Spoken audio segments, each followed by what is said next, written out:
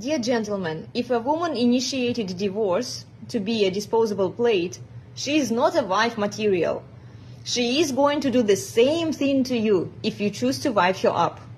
Remember that she already destroyed the life of your children and the life of your ex-husband by choosing to divorce him and by alienating his kids away from him.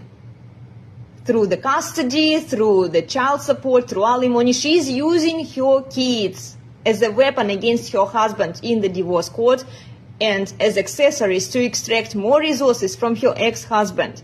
She doesn't give a fuck about the well-being of her children. She doesn't give a fuck about your ex-husband whatsoever, and she doesn't give a fuck about you. You are just convenient for her. So now ask yourself, is this woman really worthy of your long-term commitment, security, protection, and investment? Let me know in the comments. What do you think?